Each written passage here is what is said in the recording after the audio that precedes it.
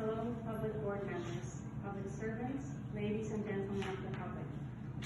Today we are bringing awareness to materials in our South Central Regional Libraries that include sexually explicit material that are accessible to our toddlers, children, and youth.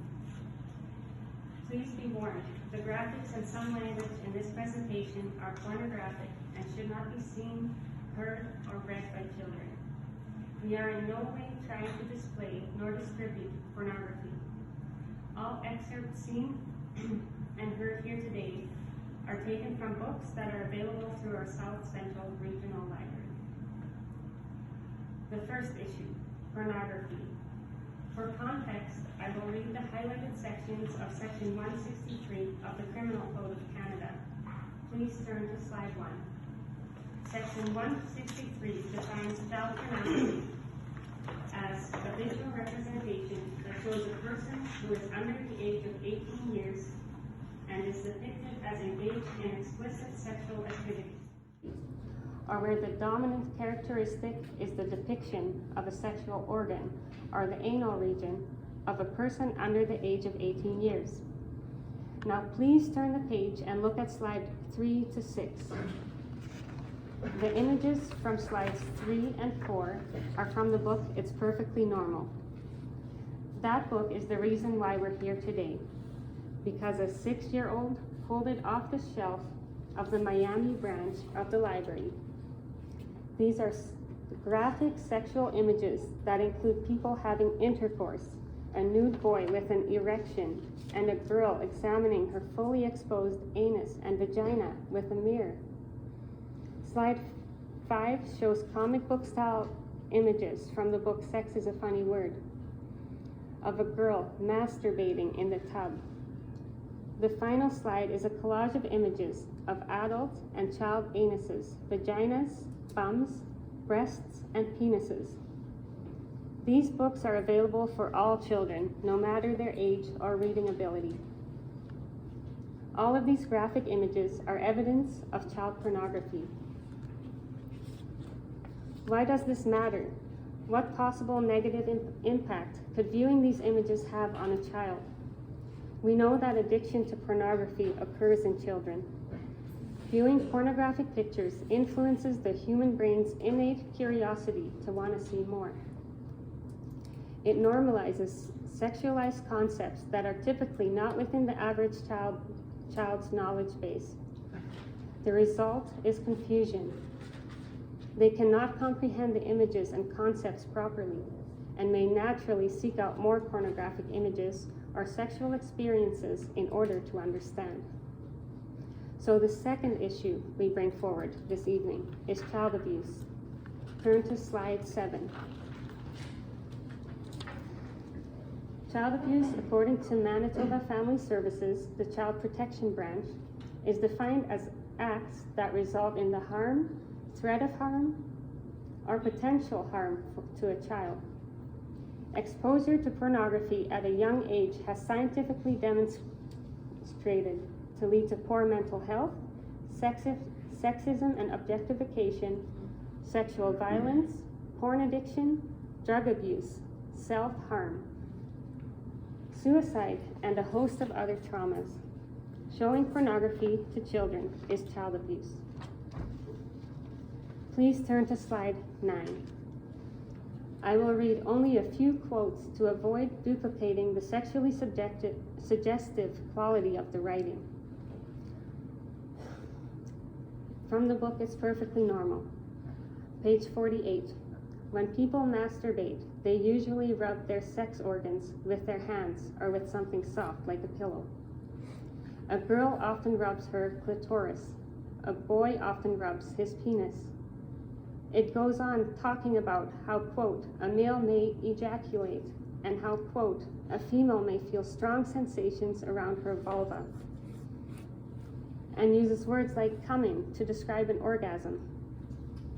The images include a boy and a girl masturbating in their beds. Please turn to slide 10.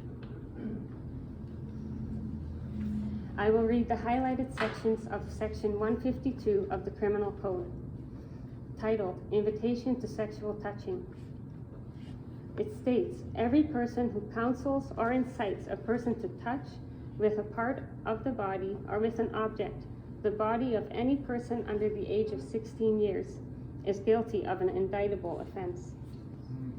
For any child not familiar with these acts of sexual touching, the images and highly detailed descriptions in these books are counseling children to perform these acts.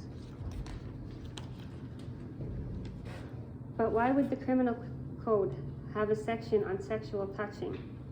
Ask yourself, what possible crime could occur by teaching children to touch themselves sexually in order to achieve orgasm?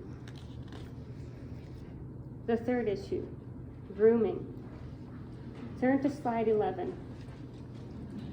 Grooming is the period of time in a relationship between a sexual predator, almost always a family member or family friend, and a child that involves building trust and exposing the child to sexual concepts, often through pornography, in order to encourage sexual activity with the ultimate goal of sexually abusing a child.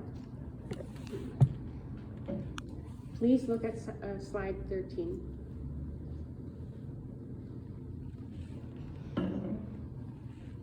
I have one final book to show you. It is entitled All Boys Aren't Blue. Its intended audience is our young teens. You currently have this novel available in your online selection of books. This makes this book available for all ages. I will clarify that I'm an adult woman, a mother of 2, and an educator. I understand sexuality, and yet it makes me very uncomfortable to read this. Not only because of the sexually explicit content of this passage, but because it's predatory. The narrator in the following conversation is a 10-year-old boy. Page 206. You were much taller than me, probably by about a good foot. You told me to take off my pajama pants, which I did. You then took off your shorts, followed by your boxers. You stood there, fully erect, and said, "Taste it." At first, I laughed and refused, but then you said, "Come on, Matt, taste it." This is what boys like us do when we like each other. I finally listened to you. The whole time I knew it was wrong, not because I was having sexual intercourse with a guy, but that you were my family.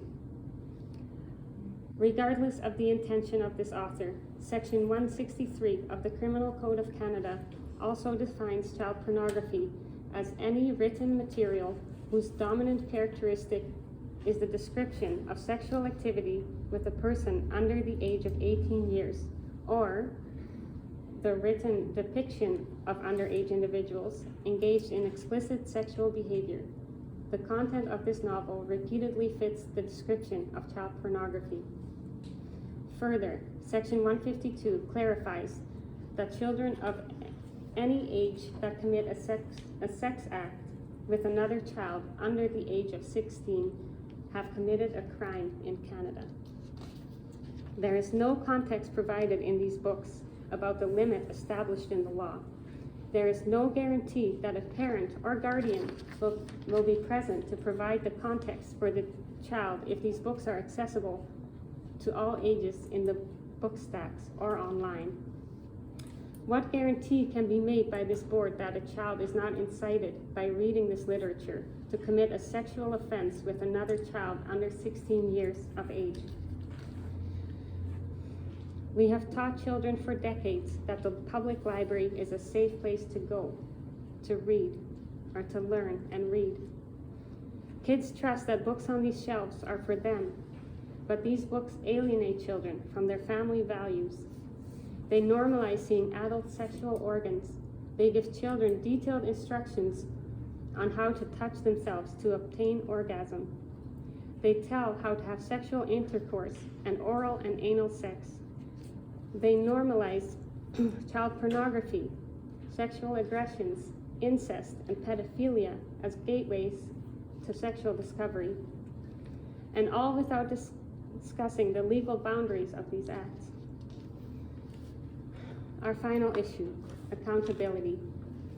Please turn to slide 15. The criminal code states this: every person who makes available or distributes any child pornography is guilty of distribution. Have you considered what position you, the board, have put yourselves in by having and distributing this material? One result: community distrust of the role that you hold as public servants. It is a betrayal to know that children can see and read these books without context and without proper parental support in place. These kids are being sexually counseled without understanding the boundaries of the law. Distributing this material is actively participating in opening up our children to sexual grooming and illegal sexual activity. Our request is that these children's books and any children's books are aged 0 to 17 books that contain pornography, teach masturbation, or could be used for grooming purposes are removed from all South Central regional libraries, and that we are informed in writing how you will proceed with this process. And in the spirit of transparency, our second request is that you provide in writing within the next 2 weeks: 1, the process by which books are chosen and made available to our children and youth, both in the libraries and in your online selection; and 2, the process by which books are removed from the library. Thank you for listening to our concerns. We value our libraries, we value you, and we want what is best for our children and our communities. Please make our libraries a safe place for our kids.